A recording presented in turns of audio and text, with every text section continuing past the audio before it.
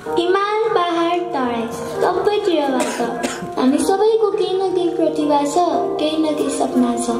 त्यो भन्दा पनि एउटा स्वाभिमानी नेपाली भएर सुखी र सरल जीवन बिताउने चाहना छ, तर त्यो चाहना पूरा भएको छैन र पनि देशको पिछट्टै माया लाग्छ।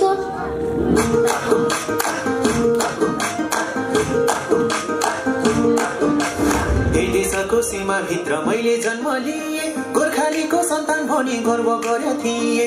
जन्माएको आमाले हो घाँस काट्दा काट्दै, बाउको जीवन यसै गयो दुःख सार्दा सार्दै। हामीलाई के नै सुख छ र सक्नेले गर नसक्ने गर, मेरो पनि होइन र यो देश मेरो पनि होइन, मेरो पनि होइन र यो देश मेरो पनि होइन।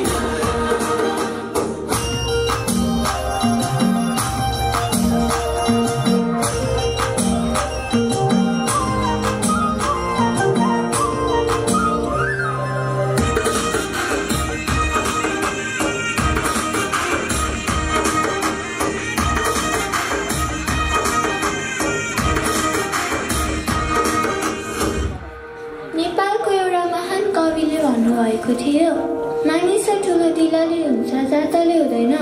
तर यो भनाइ केवल कवितामा मात्रै सीमित रह्यो। भूगोलपन विकट मेरो जातिपन खल्लो, एकैबारको यो जिन्दगी बनाइदिए खल्लो। ठुलालाई छैन सैब सानालाई होइन, एकै खतरो आयो भन्छन् मलाई आयो छैन। हामीलाई के नै सुख छ र